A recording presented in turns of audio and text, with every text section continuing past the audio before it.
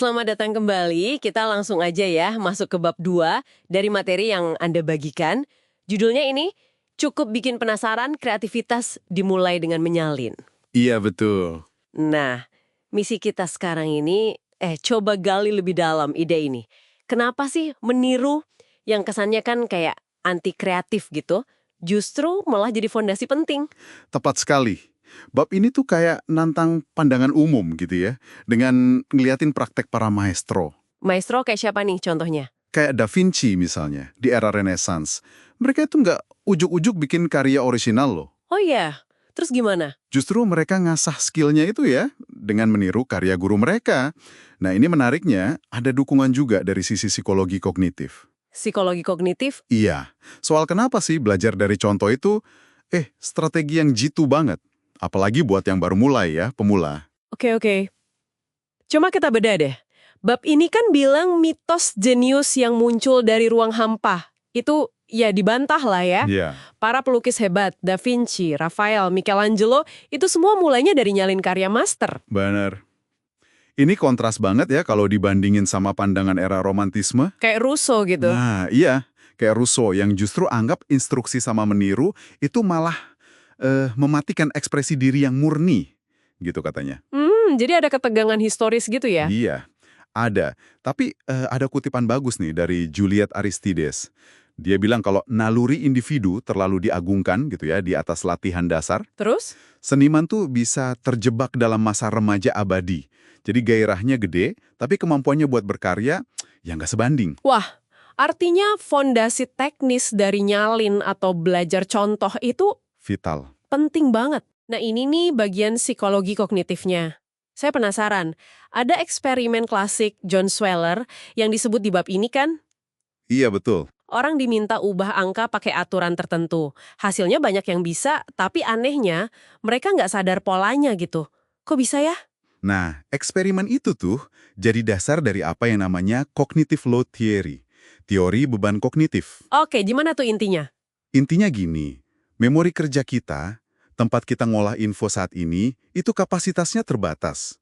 Bayangin aja, kayak meja kerja yang kecil. Oke, meja kerja kecil. Kalau kita dikasih masalah baru yang kompleks, plus kita juga harus cari cara nyelesainnya barengan, wah, itu meja kerja langsung penuh sesak. Jadi overload gitu? Persis, kita kewalahan, beban kognitifnya tinggi banget. Akibatnya, ya susah buat belajar pola atau struktur solusinya. Kita sibuk bertahan hidup aja gitu. Jadi mempelajari work example, contoh soal yang udah ada jawabannya itu kayak ngeberesin meja kerja tadi. Tepat. Work examples itu ngurangin beban mental tadi, kita nggak perlu lagi pusing mikirin solusi dari nol. Fokusnya jadi kemana dong? Fokus kita bisa dialihin buat memahami langkah-langkahnya, polanya, strateginya. Ini yang bikin pembelajaran di awal jadi lebih mungkin terjadi secara mendalam. Tapi sering ada anggapan kan kalau belajar dari contoh itu bikin pemahamannya jadi dangkal. Katanya menemukan sendiri itu lebih mantap gitu. Nah, itu nggak selalu benar. Ada studi dari Clark dan Nigam yang nunjukin ini. Gimana hasilnya? Mereka nemuin siswa yang diajarin strategi sains lewat instruksi langsung, termasuk pakai contoh ya, itu ternyata bisa nerapin pengetahuannya sama baiknya. Sama baiknya. Atau bahkan kadang lebih baik loh dibanding siswa yang belajar lewat penemuan mandiri. Ini juga nyambung sama temuan lain kayak split attention effect. Itu apa lagi? Itu kondisi di mana perhatian kita pecah kalau info disajiin kepisah-pisah. Jadi susah belajarnya. Sama satu lagi, redundancy effect. Redundancy, pengulangan. Iya, kalau info yang sama persis diulang-ulang, itu malah bisa ganggu. Nah, belajar dari contoh yang bagus, itu bisa ngindarin jebakan-jebakan ini. Oke, masuk akal sih penjelasannya. Tapi pasti ada batasnya kan? Nggak mungkin kita nyalin terus-terusan. Kapan kita harus stop nyalin dan mulai coba sendiri? Tentu saja. Ada batasnya. Ini yang disebut expertise reversal effect. Efek pembalikan keahlian. Maksudnya gimana tuh? Maksudnya gini, pas Anda udah makin ahli, makin jago, manfaat dari belajar contoh yang langkah demi langkah itu justru nurun. Malah nggak guna gitu.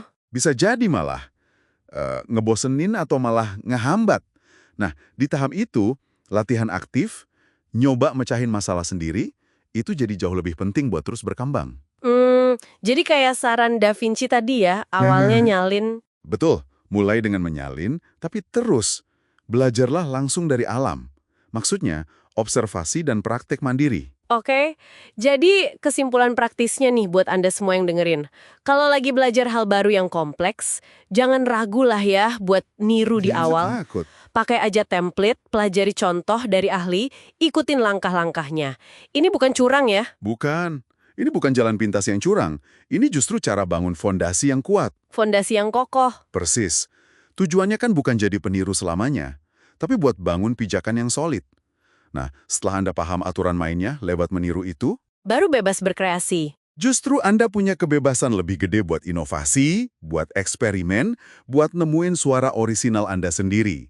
Kayak kata pelukis Joshua Reynolds, dia bilang, Apa katanya? aturan bukanlah belenggu kejeniusan. Aturan adalah belenggu bagi orang yang tidak jenius. Jadi menguasai aturan itu ngasih Anda kekuatan buat melampauinya nanti. Wah, keren banget kutipannya. Oke, kayaknya waktu kita udah hampir habis nih. Pembahasan yang bener-bener buka mata ya. Iya, ya. Gimana menyalin itu ternyata bisa jadi alat belajar yang ampuh banget, bukan musuh kreativitas, apalagi di fase awal. Betul. Nah, sebagai penutup nih ya, buat Anda renungkan di rumah. Boleh, boleh. Coba deh pikirin, ada nggak sih area dalam hidup atau kerjaan Anda sekarang di mana Anda ngerasa kayak ada tekanan gitu, harus selalu orisinal dari nol?